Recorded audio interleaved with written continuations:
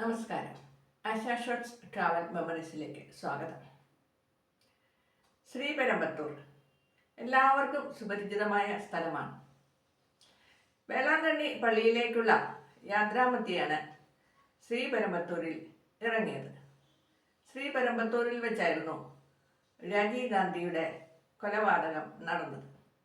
രാജീവ് ഗാന്ധിയുടെ സ്മൃതി കുടീരം ഉൾക്കൊള്ളുന്ന ശ്രീപെരുമ്പത്തൂരിൽ ഇറങ്ങി അവിടെ ആ സ്ഥലങ്ങളൊക്കെ കാണുവാനുള്ള അവസരമുണ്ടായി വേളാങ്കണ്ണി പള്ളിയിലേക്ക് പോയപ്പോൾ.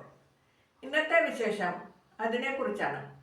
വീഡിയോ കാണുന്നവർ ലൈക്ക് ചെയ്യുകയും സബ്സ്ക്രൈബ് ചെയ്യുകയും ഹൈപ്പ് ബട്ടൺ പ്രസ് ചെയ്യുകയും ചെയ്യണമെന്ന് ഓർമ്മപ്പെടുത്തുന്നു. വേളാങ്കണ്ണി പള്ളിയിലേക്കുള്ള യാത്ര ജോലി ചെയ്ത സ്ഥാപനത്തിൻ്റെ ആനുവൽ ഡേയോട് അനുബന്ധിച്ചുള്ള വിനോദയാത്രാ പരിപാടിയായിരുന്നു. വേളാങ്കണ്ണി പള്ളി അതിനെക്കുറിച്ച് കൂടുതൽ കാര്യങ്ങൾ പറയാനുണ്ട്. അത് മറ്റൊരു എപ്പിസോഡിൽ പറയുന്നതാണ്. ഇന്നത്തെ വിശേഷം ശ്രീപെരുമ്പത്തൂരിനെ പറ്റി മാത്രമാണ്. കാരണം വേളാങ്കണ്ണി പള്ളിയിലേക്ക് പോകുന്ന വഴിക്കാണ് ശ്രീപെരുമ്പത്തൂർ എന്ന് പറയുന്ന സ്ഥലം. തമിഴ്നാട്ടിലാണ് ഇത്. തമിഴ്നാട്ടിലെ സ്ഥലങ്ങളെ എനിക്ക് ഏറ്റവും കൂടുതലായി ഓർമ്മ നിൽക്കുന്നത് അതുവഴിയുള്ള റോഡാണ്. വളരെ മനോഹരമായ, വളരെ വിശാലമായ റോഡ്. നല്ല നിരപ്പിൽ, ഒരു വളവും തിരിവും കയറ്റവും ഇറക്കവും ഒന്നുമില്ലാതെ വളരെ വിശാലമായി നീണ്ടു നിവർന്നു കിടക്കുന്ന റോഡ്. ഈ റോഡിൻ്റെ ഇരുവശങ്ങളിലും തണൽ വൃക്ഷങ്ങളായി വാളൻപുളിയുടെ മരങ്ങളാണ്. പുളിവൃക്ഷങ്ങൾ, വളരെ വലിപ്പത്തിലുള്ള പുളിവൃക്ഷങ്ങൾ, വാളംപുളിയുടെ വൃക്ഷങ്ങൾ അങ്ങനെ തണൽ വിരിച്ച് ഇരു കരകളിലുമായി നിലകൊള്ളുന്നു. ഇതിന് നടുക്കൂടെയാണ് ഈ വിശാലമായ റോഡ് പോകുന്നത്. എൻ്റെ ഓർമ്മയിൽ ഇപ്പോഴും തങ്ങി നിൽക്കുന്നത് ഈ വിശാലമായ റോഡാണ്. ഞങ്ങൾ അതുവഴി പോയപ്പോൾ ഇടയ്ക്ക് ശ്രീപെരുമ്പത്തൂർ എന്ന് പറയുന്ന സ്ഥലത്തിന് അടുത്തായി ഇറങ്ങി. അവിടെ റോഡ് അരികിൽ കൂടെ ഉണ്ടായിരുന്ന കുറേ ആൾക്കാർ റോഡരികിൽ ഒരു അടുപ്പ് കൂട്ടി ചുള്ളിക്കമ്പുകളൊക്കെ വെച്ച് എന്തോ ചെറിയ ഭക്ഷണം തയ്യാറാക്കി എല്ലാവർക്കും വിളമ്പിയത് ഓർക്കുന്നു.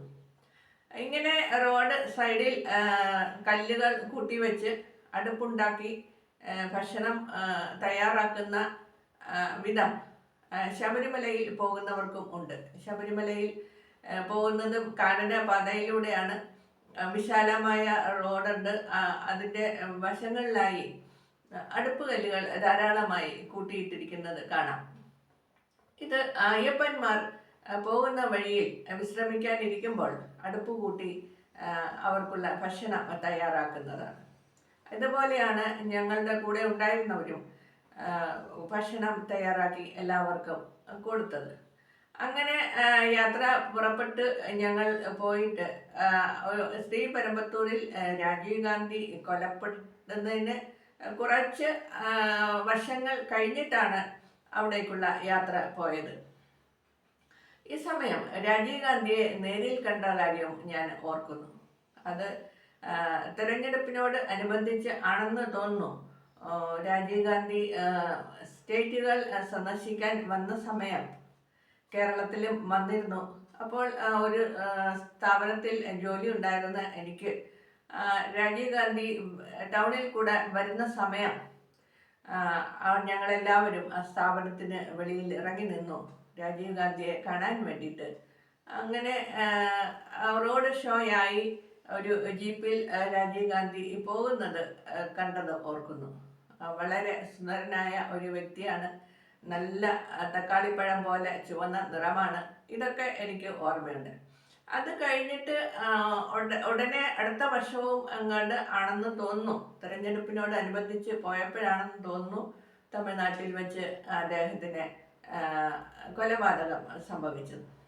ശ്രീപെരുമ്പത്തൂർ എന്ന സ്ഥലത്ത് ഈ വിശാലമായ റോഡിൻ്റെ അരികിലായി ഒരു മൈതാനം പോലെയുള്ള സ്ഥലം ഉണ്ടായിരുന്നു. ആ സ്ഥലത്താണ് സ്മൃതി കുടീരം ഉണ്ടാക്കിയിരിക്കുന്നത്.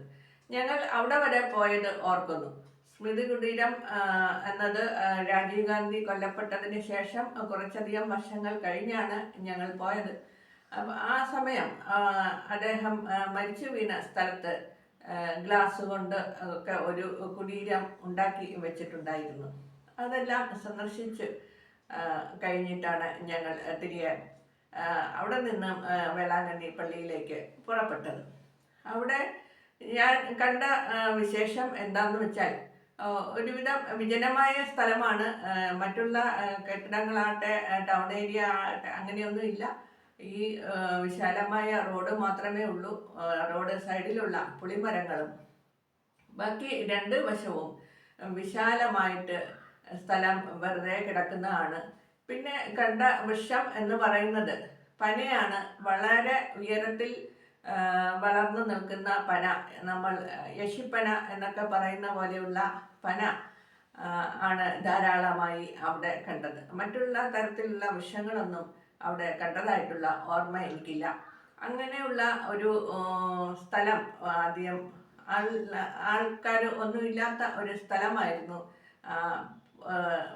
വേളാങ്കണ്ണിക്ക് പോകുന്ന വഴിക്കാണ് ഈ റോഡ് സൈഡിൽ ഈ മൈതാനത്ത് ഞങ്ങൾ ഈ സ്മൃതി കുടീരം കണ്ടതായിട്ടുള്ള ഓർമ്മ. അങ്ങനെ ഞങ്ങൾ വേളാങ്കണ്ണിയിലേക്ക് പുറപ്പെട്ടു. വേളാങ്കണ്ണി പള്ളി എന്ന് പറയുന്നത് വിശ്വപ്രസിദ്ധമായ പള്ളിയാണ്. വേളാങ്കണ്ണി പള്ളിയെക്കുറിച്ചുള്ള വിശേഷം അടുത്ത എപ്പിസോഡിൽ പറയാം. നമസ്കാരം.